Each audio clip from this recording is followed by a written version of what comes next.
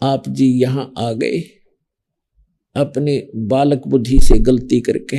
जितने भी चींटी से लेकर हाथी तक, रंग से लेकर राजा तक, देवता ब्रह्मा विष्णु महेश तक, दुर्गा और इस ज्योत निरंजन तक, हम सभी वहां रहा करते थे, सतलोक में रहा करते थे। आपके सभी मकान वहां खाली पड़े, महल।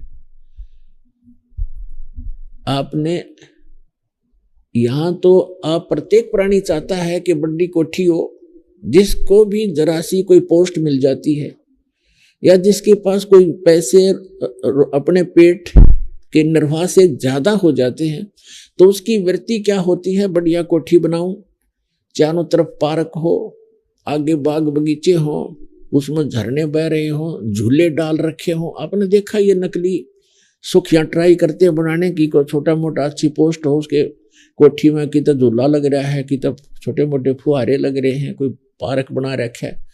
तो ये तो है नकली अस्थाई, कल मृत्यु हो जाए ये साथ नहीं चलेंगे। और सतलोक के अंदर बहुत लंबे चौड़े आपके प्रत्येक का अलग अलग दूर दूर स्थान है, अलग अलग बाग बगीचे हैं, हर तरफ सदा बाहर उसमें फल लगे रहते हैं, फुहारे छूट रहे होते हैं, हीरे पन्ने लालों के तो वहां पर पहाड़ हैं, जैसे यहाँ पत्थर के पहाड़ हैं।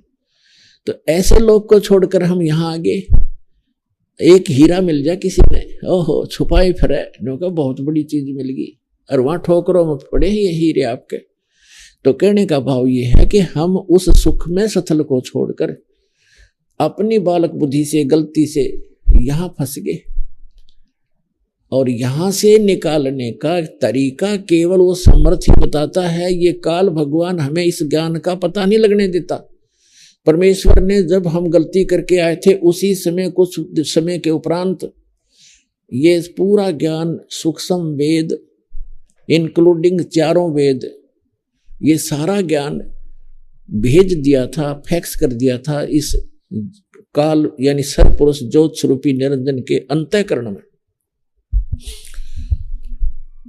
और इसने जब अपने आप, जैसे किसी को उल्टी गिरती है, उसके बस की बात नहीं रोक ले, जैसे छींक आती है तो छींकों को रोक नहीं सकता कोई, तो इसी प्रकार परमात्मा ने ऐसी व्यवस्था करके इसके शरीर में भेज दिया। कुछ समय के बाद इसने ऐसे ही छींक आई और एकदम ये चारों वेद बाहर आ गए, समुद्र के ऊपर गिर गए, एक सुंदर सुसज्जित ट्रे के ऊपर।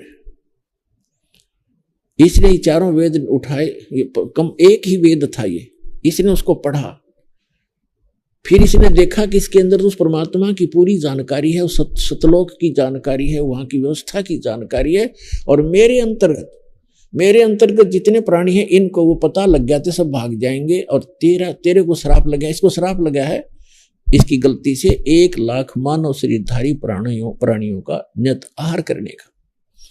तो इसको इस उद्देश्य से इसने उस सूक्ष्म वेद का वो पार्ट, वो अंग उसको निकाल दिया उसमें से, जिसमें उस लोक की जानकारी और उस भक्ति की विधि थी, वो थी भले ही कोड वर्ड्स में।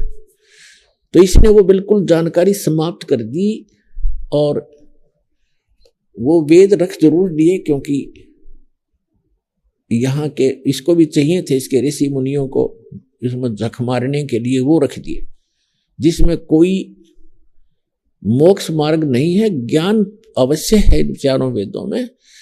और मंत्र अपने अपने सत्र का छोड़ दिया, ओम मंत्र छोड़ दिया, बाकी खत्म कर दिया। तो जिस कारण से इस कंप्लीट स्पिरिचुअल नॉलेज को, यानी सारे दातम ज्ञान को, और कंप्लीट मेथड ऑफ वर्शिप को, वे ऑफ वर्शिप को, कंप्लीट कोर्स, पूर्ण ये मोक्ष भक्ति मोक्ष मार्ग को, मोक्ष विधि को, और संपूर्ण कर्मों की जानकारी देने के लिए, इन सब को बताने के लिए वो परमेश्वर स्वयं आता, उस अक्षति को पूर्ति करने के लिए।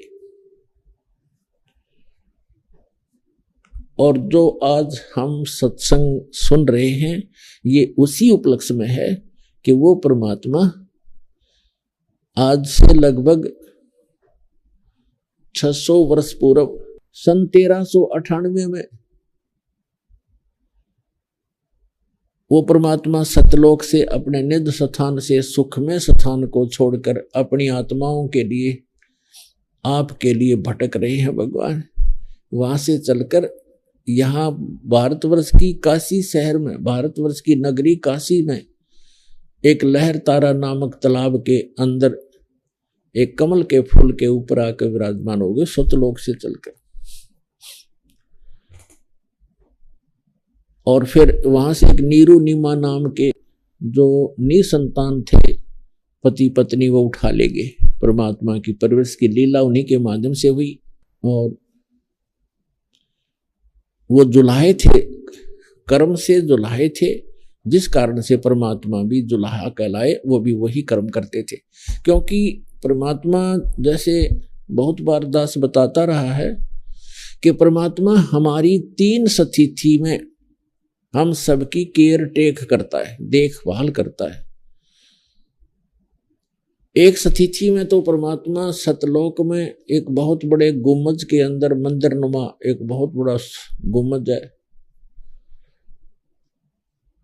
उसके मध्य में एक सिंहासन पर विराजमान है, तख्त पर, सिंहासन पर, तख्त पर, और सिर पे मुकुट है मालिक का।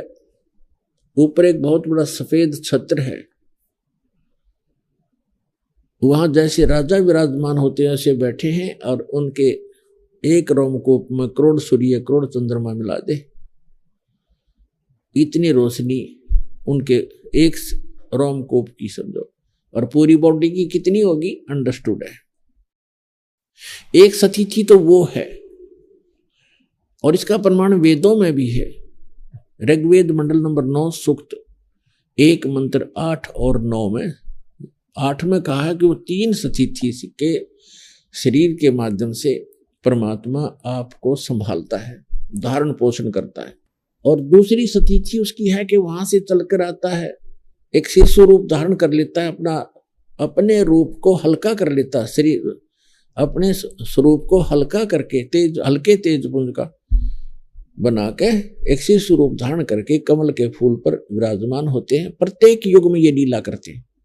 वहां से उनको निसंतान दंपति उठा ले जाते हैं। धीरे धीरे उसी व्यवसाय में जिस कर्म को वो करते थे, उसी कर्म को करते हुए परमात्मा हमें ये दिखाते हैं कि परमात्मा पाने के लिए, सतलोक जाने के लिए हमने गढ़े धन की आवश्यकता नहीं है। फिर भी आपके संस्कार में ज्यादा भी है तो उसको सदुपयोग करें, दुरुपयोग ना करो, उसमें भूला नहीं। परमात्मा की भूल नहीं गिरनी चाहिए, चाहे कितना धनी हो, चाहे कितनी बड़ी पोस्ट हो। उसको याद रखना चाहिए कि मृत्यु भी होती है, यहां से जाना भी होता है, तो तब फिर वो व्यक्ति गलती नहीं करता।